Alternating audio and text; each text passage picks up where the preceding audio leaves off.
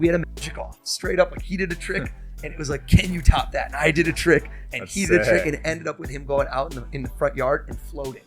Like a David Blaine style float. No card. Was it red or black? It was red. Was it a heart or a diamond? Diamond. Which one? 10. Take a look. What? The 10 of diamonds. Yo, that's crazy. I was watching him the whole time too. Say it. What's her name? Lauren. Lauren. No. Way. Oh my god. Lauren. Yo, what?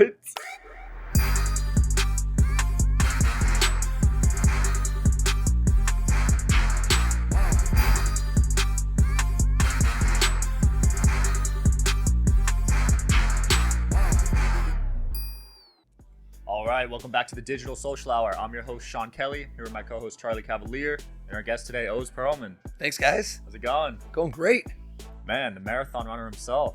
Ultra Ultramarathon. Ultramarathoner. Man, you've won 4 New Jersey marathons. Dude, wow.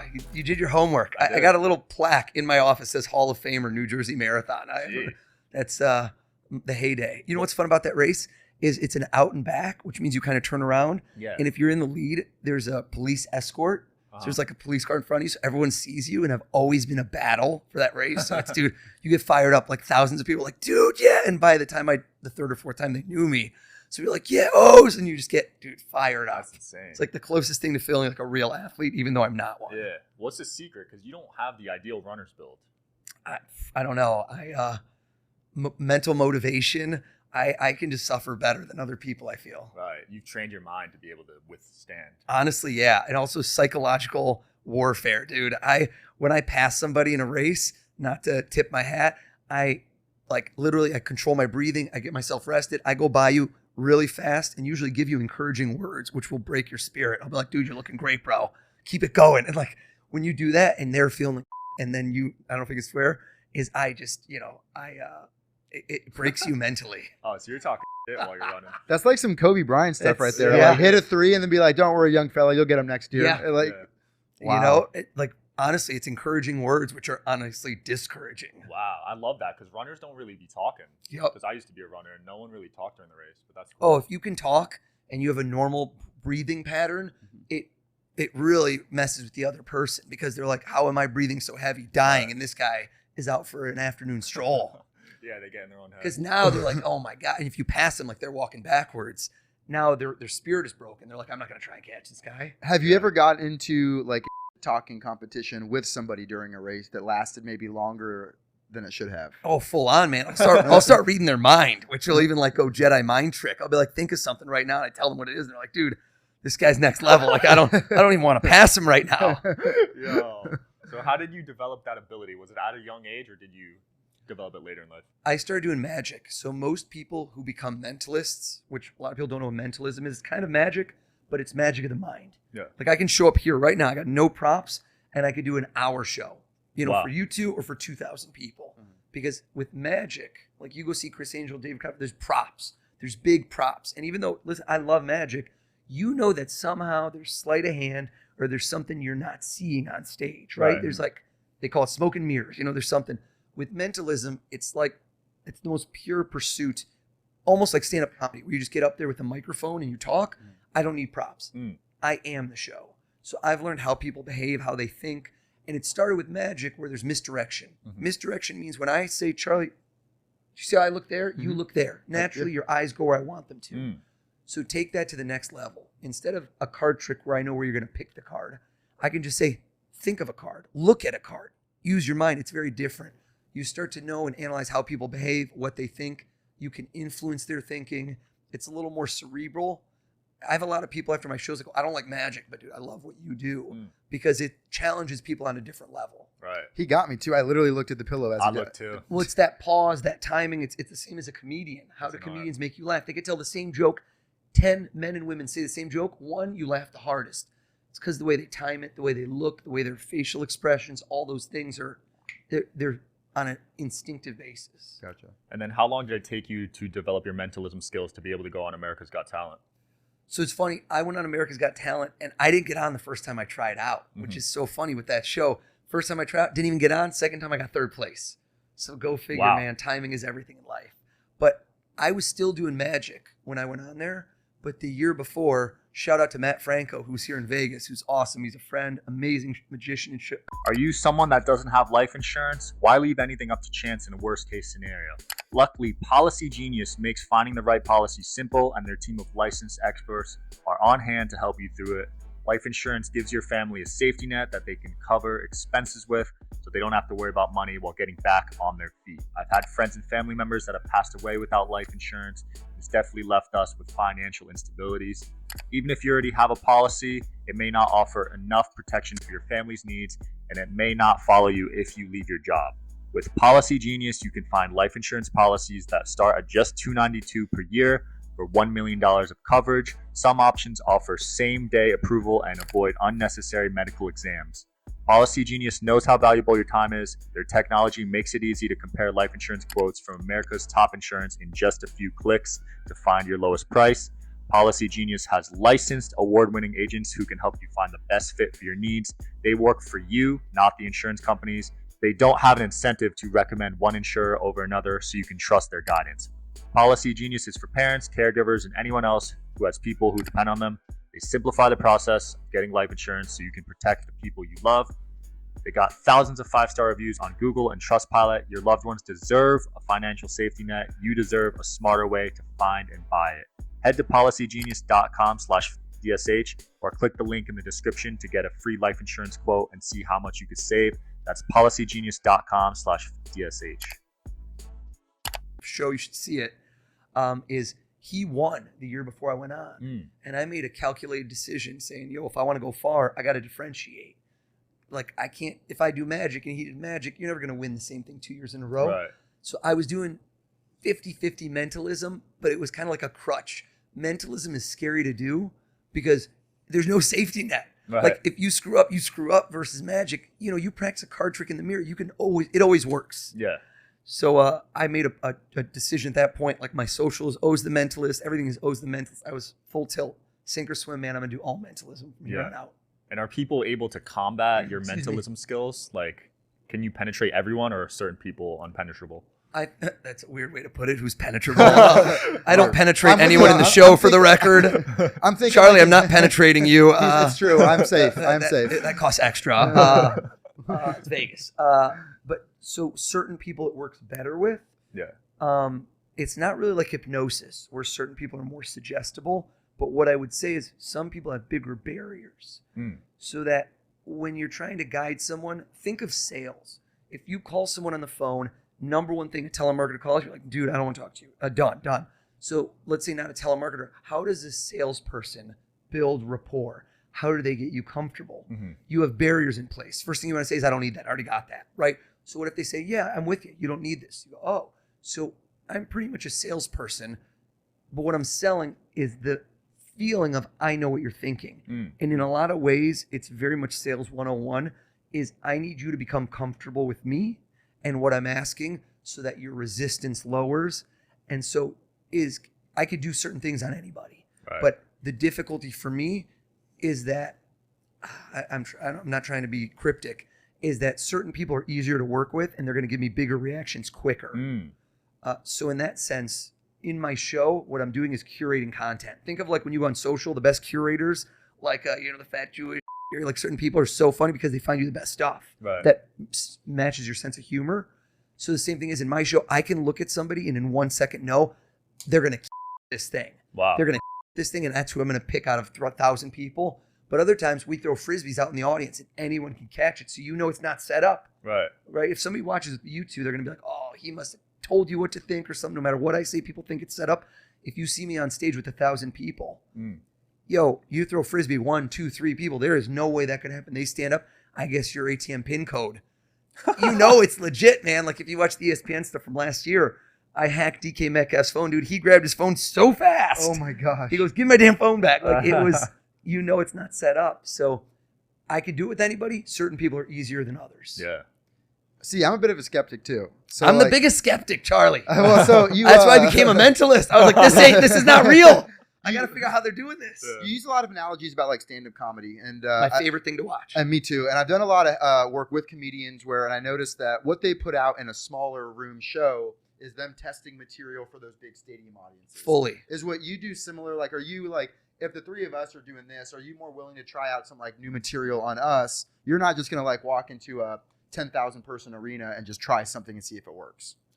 True. Okay. Yeah. If I'm getting paid and there's that many people in there, you don't want to bomb. So in that sense, yeah. It's exactly like a stand-up comedian, because the difference between magic and mentalism, and why if you were to look it up, there's so many fewer mentalists, is because there's this steep learning curve where it drops off. So with magic, you can practice magic by yourself. So I could sit in a mirror and I can watch myself do a move, a sleight of hand move over and over and over, and I can perfect it. Right, and now when I do it for an audience, listen, it might go wrong a little, but you still know that you can do it. Mentalism is all about, like, there's a trick I do where I guess a number. Straight up, just think of a number 1 to 100. It's kind of one of my signatures. I've done it more times than any other trick I do. I just thought I've done it probably 50,000 times. And I've done it so many times that I can just analyze how it works. It's one of the hardest tricks I do. Wow. Seriously. So what I'm saying is that went wrong for years before it went right. And most people don't have thick enough skin where, like, imagine bombing. Like comedians, you tell a joke. Only way you know if it's funny is if the audience laughs. You could think it's funny. That doesn't matter. If it bombs in a show, you got to keep polishing the stone. Get it better. And suddenly you find a hook and a tag, and it's suddenly, bam, it's hilarious.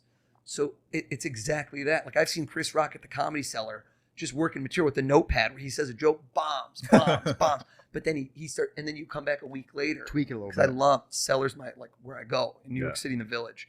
And yeah, exactly. A month later, that thing brings down the house. Wow. So with mentalism, it's the same thing. The tricks need to be get perfected over time, or sink or swim, man. Most of the stuff I do on TV, you're seeing, I'm doing for the first time. Right. Wow. Because I always challenge myself to do new stuff. Yeah. Always. Like that's what's gotten me kind of the momentum and longevity. I've been on a lot of TV because I always do new things. I kind of push the envelope. I don't just do the same thing over and over. Yeah. Speaking of TV, you got on ESPN. You even did a trick for LeBron James. Yeah. What did you do for him? So I didn't do something for LeBron. I wish, man. Hopefully in 2 days I'll see LeBron at the ESPYs. But I did a trick where somebody on SportsCenter thought of LeBron James. And one of my signature tricks, I have somebody think of someone famous, and I cut out a picture of them. Like a silhouette. No way. I cut out a silhouette. If you want to see, like, you go on Google, watch AGT. It was one of the first things I did. And so I cut out a silhouette. So on SportsCenter that day, I cut out LeBron. And I'm going to make this short story, but I was on ESPN on a show called Mike and Mike. It's Mike and Trey. Classic. Great show. Dude, great show. And it was at 7 a.m. in Bristol, Connecticut. For those that don't know, ESPN shoots in Manhattan, but they also have like a major headquarters 2 hours from New York City. And I drove up there. I got driven up there the night before, and there was a snowpocalypse, they called it. Dude, all the roads, the governor of Connecticut closed the roads. Wow. Legit state order, executive order. So you couldn't leave. So all their guests that were supposed to come for the morning and afternoon segments, mine was so early that they drove me up the night before. Right. So, dude, I do Mike and Mike. Jay Williams walks off set. It's so funny, man. If you could find this on YouTube, you could waste a lot of time watching these segments. So I get off, and I go back to the hotel, and I'm hanging out. We can't go anywhere. Right. And I get a call, and they're like, yo, do you want to be on another show? It was SportsCenter. And I'm like, when? No. They're like, in 27 minutes. And dude, I'm at the Holiday Inn, and I'm like in a suit, and I'm like, I got to go upstairs. Always bring an extra shirt. Lesson learned. Smart. If you're going to be on TV, always bring an extra shirt, extra set of pants. If you're wearing tie like I do, I brought 3 extra ties. Yep. So I go back to the studio. I literally run upstairs. I'm trying to figure out, what am I going to do? I'm about to be on SportsCenter. So here's what happened that day. I got on 4 more shows because every one of them I killed it. So like, do another one. I was on SportsCenter every hour for 24 hours. So LeBron James, he either tweeted or went on YouTube and left a comment. I got to remember. I think it was on YouTube, a comment. He goes, dude, who's this guy? It was Perlman, because I cut out him and everyone tagged him in it. Yeah. He goes, who the hell's this guy? It was Perlman. He's on SportsCenter more than I am today, because I was on every hour on ESPN all day for 24-hour cycle. Wow. Dude, sometimes it's better to be lucky and always say yes, man. Always say yes. They're like, can you do another one?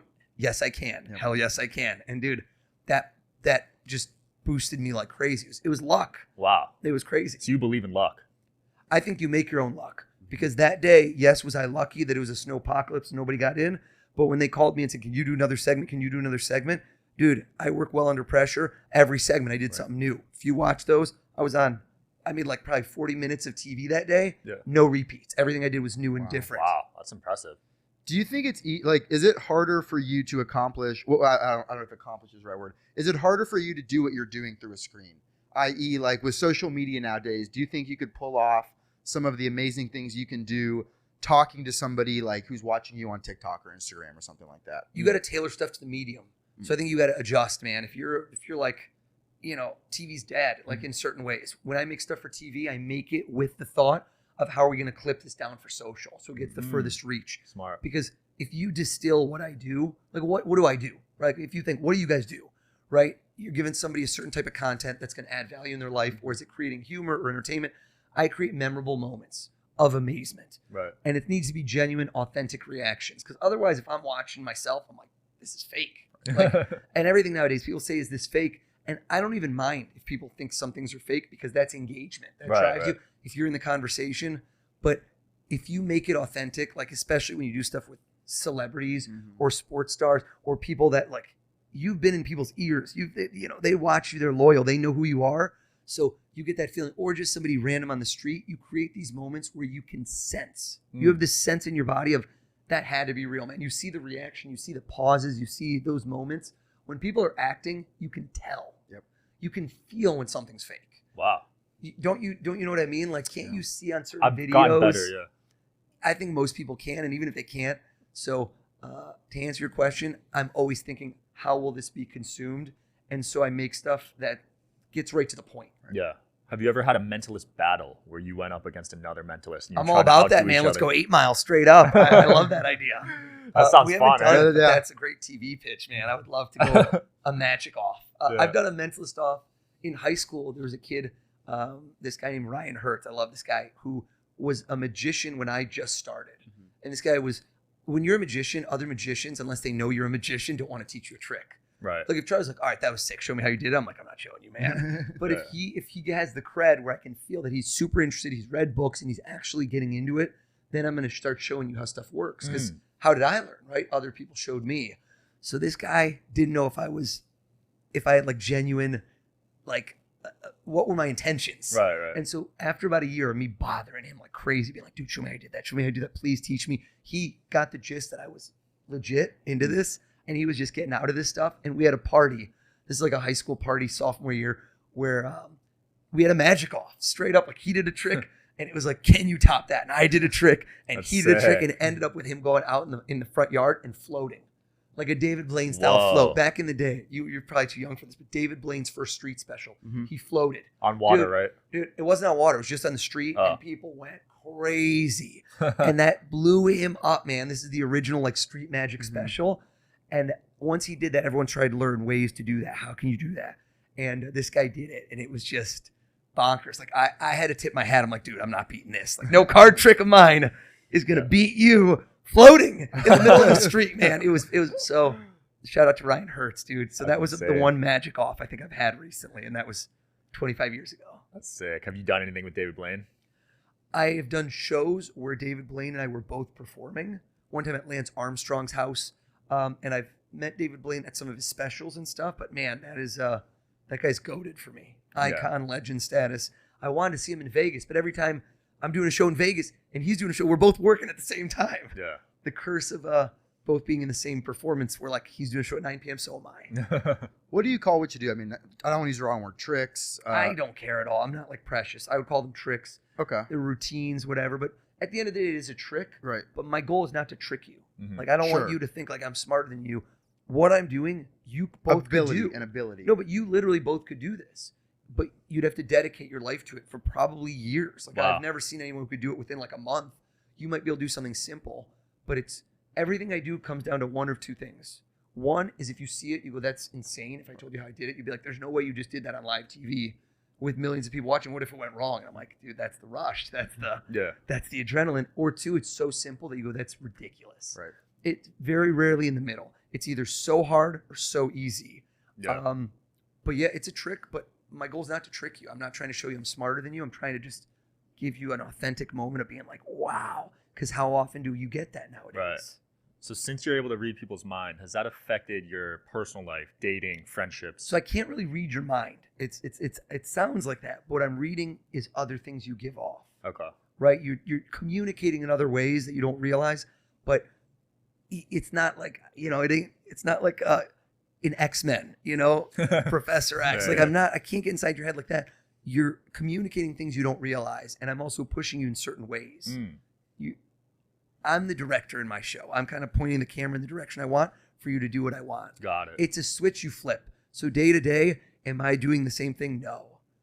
It's kind of like a poker player. When they're there and they're playing poker, their skills are very refined for that exact skill. Right.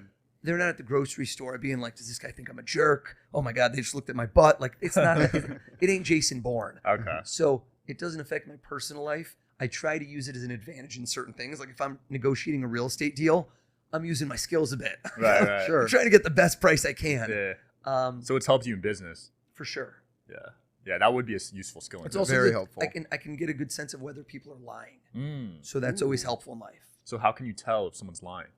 So there's certain tells for certain people, but again, it's all based on a benchmark. Right. So like if I just told you there's a certain moment where you can tell when most people aren't listening to you, right? When their eyes glaze over, when they look, when their mouth is about to open, when you're speaking, that's them thinking of what they're going to say, right? Or you can see their eyes, which is very basic level NLP stuff you can learn from one book, like Cliff's Notes, watch a YouTube video, but not everybody lies the same way. So for you to know how someone is lying, you need to observe them for a longer amount because what works for one person might be different. It's kind of like blood doping. You know how they do a blood passport? They check your blood against your own blood. Right. Because some people have higher testosterone levels naturally. Wow. You know what I mean? That's why they do like a blood. They check you versus yourself. Yeah. And that's how they know if you've been doping. So the same example works for me. If I have somebody in my show and I get them up and I start talking to them, it's like a polygraph. I ask them questions that I know they're telling the truth on. I'm like, tell me where are we at right now? And they go Vegas, and I can see, and I go, name somebody you've never talked to, and then say, I'm a huge fan of theirs, even if you hate them. And I see what they look like when they lie, and I can kind of see the difference. So now if I do a trick where I go, put a coin behind your back, hold it in both hands, something I like to do, and I say it's in this hand, and say it's in this hand. I know they're lying on one. I go, boom, I know 100% of you lied. Like, how'd you? Because I can tell the difference. Right. Wow. You see, so I can see the way their face moves, but I need to know a truth and a lie first. Yeah. Do you get it? Yeah, for sure. Got to build that benchmark. Yeah. You got it. You have to see a comparison. Do you think you'd be able to beat a polygraph lie detector test? I think so. Really? I haven't done it. Well, I actually have. I was on a TV show for it back in the day. Never aired, called Moment of Truth, on Fox, which is like crazy. But you'd have to have a polygraph to practice with. But I do think I could. I also don't think the science is unequivocal on those. It just measures your heart rate, right? And if it goes up. I think it measures a lot of things that if you practice on them, you can control or you can fake. Right? You can spike your blood pressure. You can have like auto hypnosis, things you tell yourself to mimic a lie.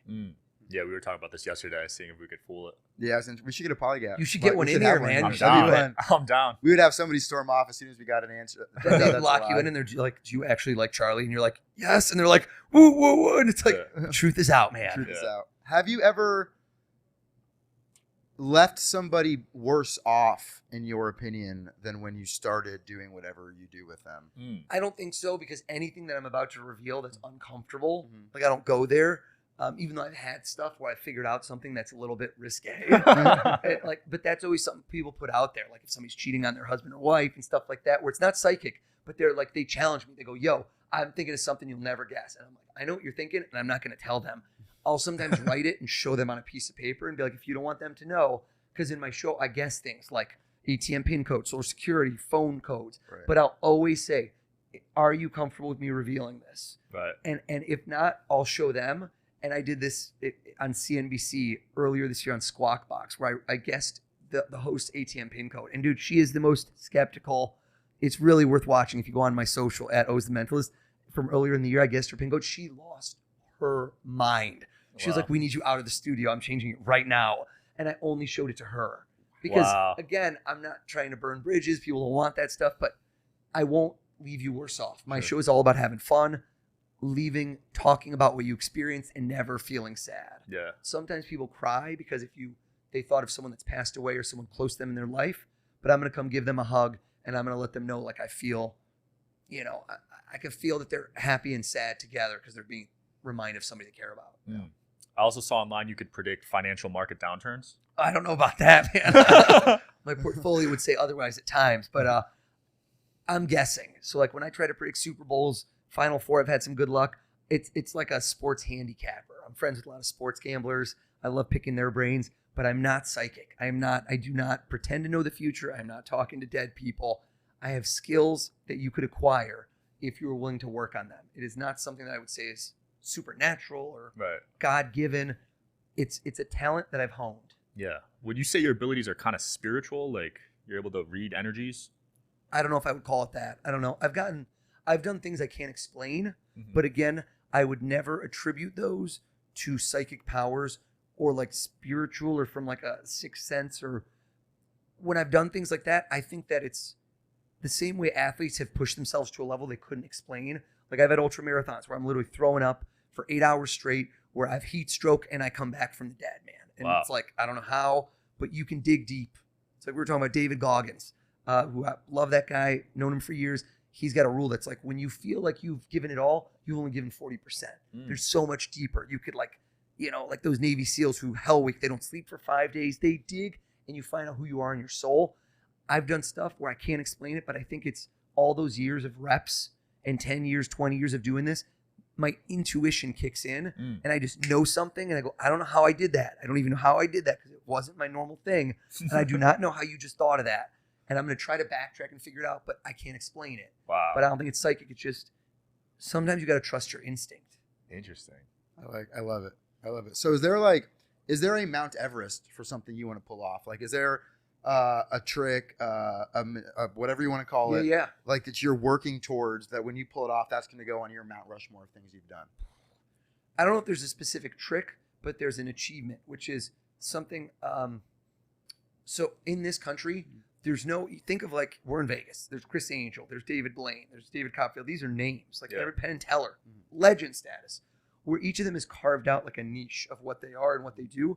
And I feel like in this country, if you say to somebody a mentalist, a lot of people don't know what that is, which is wild because I guess it's hasn't blown up in that way. Like, think people know what skateboarders are. Like, you wouldn't have known what X Games people were but 20 years ago, but it blew up. Right. So I think there's a place, like a placeholder where to become the most known mentalist, where you're known for this, where I can get inside people's heads. I know what you're thinking before you're even thinking at times. I can control your thoughts.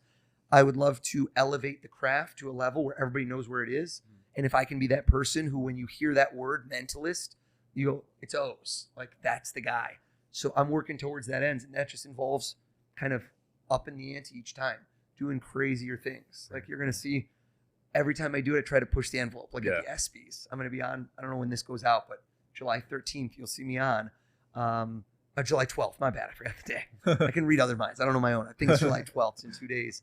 But I'm trying to do stuff that I've never done before. Just kind of always step it up. That's awesome. And I feel like David Blaine's a beast at that. Like, he'll always do like something crazy. Putting like needles through his arms, holding his breath for 10 minutes. When he did he was up in the air, the balloon one, I was nervous. Yep. But he pulled it off. Well, he's taking that level of, is it magic or is it real? Where you start questioning, like, this guy an alien? Like, is this is this a trick? Because with him, a lot of it's not a trick.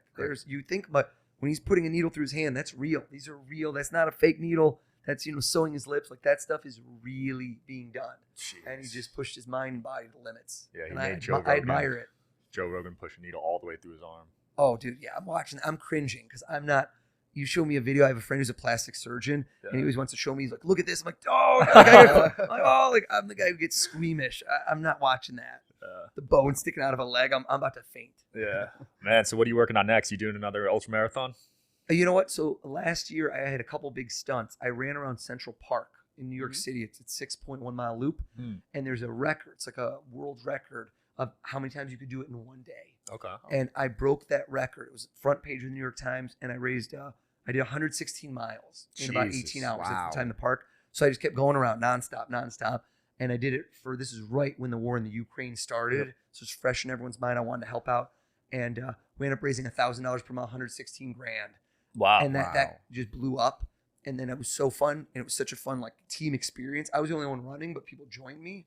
That I ran from Montauk to Manhattan, which is in Long Island. I ran Long Island in 21 hours, hottest day of the summer. So I think what I might be doing soon is I might run around a track as many times as I can. I want to run 100 miles as fast as I can, 401 loops around a track. Wow. I'm probably going to do it on a hot day. I don't know. I like to suffer.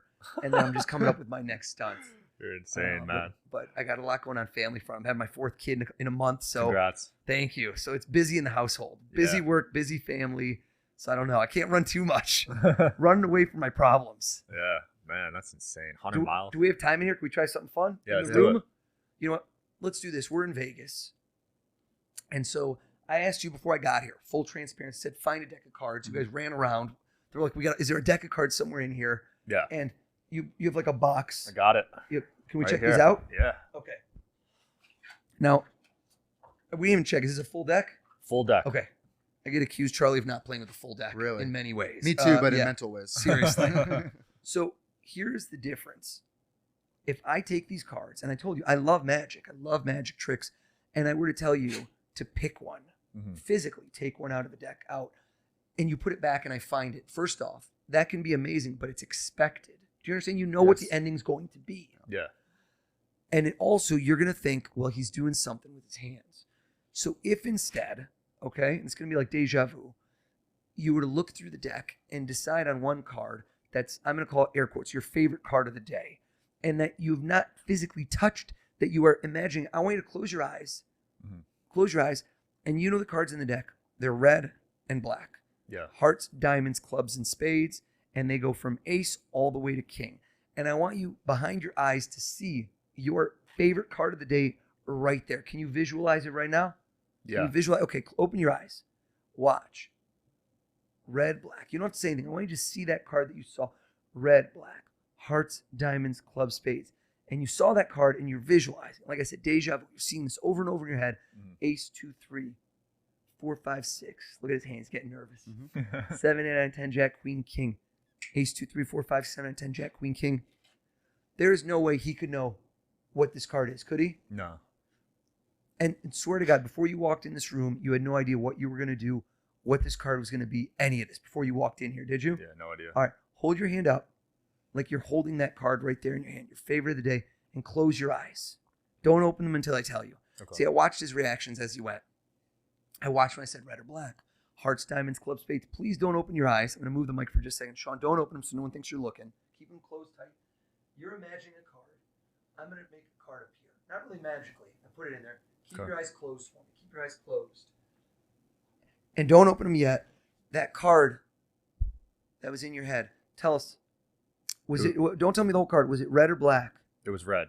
Was it a heart or a diamond? Diamond. Which one? 10. Take a look. What The 10 of the diamonds. just happened, dude? That's crazy. I was watching him the whole time too. I'm just like, and he's watching you. Wow. That's nuts. Was it the hands? You know, it was not the hands. What was when I it? say that, that's exactly what misdirection is. Sure. Misdirection is when you say it, people start focusing on the thing you said. Right. Right? It's like Talladega Nights. You remember? It's like, I don't know what to do with my hands. You remember that? I don't know if you know that Will Ferrell reference. But so when you point something out, people always notice it. Think of a pickpocket. Always tell somebody, oh my God, where's your wallet? And do that when they touch. Now you know where their wallet is. Sure. Okay, that's a number one rule of pickpocketing is on stage. If you see a pickpocket, Interesting. when they make you think about it, you instinctively touch it Right. to check if it's there. And Yep. that's after that moment is when they take it. Yeah. You know what? Let me ask you a question. Do you remember the name of your third grade teacher? Third grade teacher. Third grade. Yes. See, he wasn't sure. But when you're in third grade, most people are around 8 or 9 years, or I guess more like 8 or 9 years old. And so what's fascinating is some people do, some people don't. I don't like guessing teachers or things that are available online because you're a young guy. Facebook was around right around then. Like you told me you're from New Jersey. Anyone watching this is like, dude, he must have Googled you, you know? Right. That big fan base. I like to do things that nobody's thought of before. If you were to go back in time, and I sometimes tell people, think of their ATM PIN code, but that's kind of invasive because I'm going to steal all your money. Or if I say, think of the first boy or girl you ever kissed, that's a good question. That's like one that you're like, how would you know that? But the other person kissed you. So 2 people know that. So technically it's impressive, but there's still one other person. Mm-hmm. Go back in time, and I want you to try to picture the face of the first big crush you had. Okay. Look at that. Got a little excited. He's like, go back. I want you to count. Have you ever posted about this? Can you think to yourself, have you ever mentioned it on the show? Or did this ever come up where you're like, oh my God, this girl I had a crush on her? Or no way. No way. No way. Would he know it? Nah. 4th grade. 4th grade. All right. I said 3rd. That's funny. Have you ever said this to somebody here? Or like, I don't know. Have you communicated this recently? You post this on Facebook. Did you write this on a piece of paper? Nothing. Hard No. stop. Before today, and me asking you to think of this girl, 4th grade, when was the last time you'd even thought of this? Days, months, or years ago before today? I would say years. Years before this even got in his head. All right. Count the letters without using your fingers, but count the letters in her first name just to yourself. Okay. Interesting. So watch. It was long, but it wasn't too long, right? If that name's like Michelle, Alexandra, it's a struggle. It's a struggle in the moment. You're like, oh God, I mean, that was a medium-sized name. If it's 3 letters, you don't count. You can't fake me out. He would have known. 3 or 4 letter names, you know. So I'm watching him, and I know just by how long it took him, it's 5, 6, 7 letters. Guaranteed. Watch him. 5, 6 letters, isn't it? Look at that head nod. 100% 6 letters. All right, I'm going to write down. Did I bring a pad of paper? I brought something to write with. I got something. Okay. Mix up the letters. Mix them up like you're just drawer jumble in her first name. Stop, grab a letter somewhere in the name, and just focus on just that letter. You got a letter in your head? Yeah. See, people always try to avoid the vowels. Not always, but they think the vowels are too obvious. Did you do a vowel? No. Didn't, because they know there's a vowel in the name. There's They less know. of them. R. You thought of an R, didn't you? You did, right? Yeah. Rolled his tongue. It's R. It's not Rachel. Most common name. I think this is it was a little bit of a common name. Tell us all, 4th grade. You see what I wrote, Yep. right? Charlie, you see I this. see it. Because some people, I've already written this. Say it. What's her name? Lauren. Lauren. No Lauren. way. Oh my gosh. Lauren. Yo, what? I'm about to walk out of our own show. What is going on here? That's insane. No one knows her. And you know the craziest thing is whenever I tell somebody, think of a card, like I told them, think of a card or think of a color or think of anything that's got like a finite amount, is people always, their minds race. They race around and you ask me, what do? I'm good at getting you to focus on the right thing at the right time. Because when you were doing 10 of diamonds, you looked and thought of other cards before, but you're like, nah, not this one, right? You change your mind a bunch of times. Yeah. That's natural. That's human instinct, right? Marketers know that. On podcasts, when you do ads, they say you have to listen to an ad 21 times before you buy the product. You know, Really? like you never buy MeUndies the first time. Is that a shout out? Get them to be a sponsor. But like, I must have heard that ad a million times before I bought MeUndies. So when you thought of Lauren, you thought of another person, right? I got you to think of somebody else. You're like, I thought of Lauren, but there was somebody else in my mind too. Somebody else that I don't think you've thought of in even longer. Am I right? Yeah. Another girl, not a crush. Did you have a crush on this girl or no? No. Just like, what was the connection? Because you thought of Lauren, you thought of somebody else. She had a weird name. Why did she pop in your head? Is there like a reason for it, or you don't even know? We were on the bus, or we were classmates. Yeah. And do you keep in touch with this girl? No. Do you even know why this person's name popped in your brain? Or you like, I kind of do, yeah. Okay, there it is. Hold on. Does she live in Las Vegas? No. Imagine she showed up here. You'd be like, yo, I cannot believe you're here. And you say the name over and over in your head. It just keeps repeating and repeating. First syllable, second syllable, third syllable, fourth syllable. It was 2 syllables. Okay, hold on. Keep thinking of it. First letter is a hard sound. Hard consonant. Hard consonants. Watch him. T or a D. Don't say it. Don't say Duria. Is her name Duria? Yeah. What the fuck what is happening right now?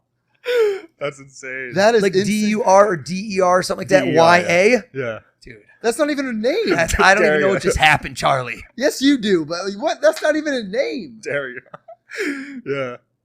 That's insane. That's Can why you do I the picked card thing with me? I got to leave you wanting more, baby. All For right. next time. All right. For next time. for part 2. That's For it. part Part two. You got to leave people wanting more. That's when Charlie goes, what about me? What about me? That's when I leave you. That's how I come back. Feel like I got to get him back. I got to We'll see get a this part again. two. You got me hooked in. That's Oh, it, man. man. Sell the sizzle, not this. The first hit is always free. You know what I mean? There were 3 hits for free I just know. now, apparently. I picked the hardest name. I mean, I think Duria. That's really a name. Yeah. I mean, I thought that was a fruit, bro. like Durian. I'm thinking of like Daria, the show from the '90s. Yeah, on MTV. good call. Good Oh, call back. what are you working on next, man? Where can people find out more about you? I'm always dropping clips on social. That's the best place to find me. It looks like Oz. So everybody who sees this and is like, it's Oz playing my parents, Israeli name. So it's Oz, but it's OZ, the Mentalist. I post everything on like Twitter, Instagram, Facebook. I'm doing the ESPYs. I'm doing a ton of stuff for ESPN. They've been really good to me. Last season, I did stuff with a bunch of the teams. I go to the training camps for NFL teams. Nice. I'm going to tease it here, but you're going to see me with a bunch of teams, also potentially some college teams. And I love doing stuff with athletes. Yeah. I love stuff with everybody, but athletes are just, I almost feel like they're kids at heart, and they really just wear their hearts on the sleeve, and like they just let it go. And a lot of them are tough. You got to like get to this point where you get just past this barrier of them being like kind of tough, because you know you're on the field, whether you're basketball or you got to stay tough. But when they drop their guard, dude, they just let it out like kids. They go crazy because they're like how, and their whole job, it's like I told you, is getting inside people's heads. Right. The mental edge. What defines how you become a professional? It's mental, man. It's physical, but for every 100 people that don't make it, 99 had that mental edge. And so I love being around people that have that mental fortitude. And it's a challenge for me too. So yeah, a bunch of stuff for ESPN and just constantly working on new things. Yeah, those are the ways to see me. Love it, I man. tour around the country, watch me on TV. Thanks for having me. I'll be watching, man. Thanks for coming on. Thanks for watching, guys. I'll see you next time.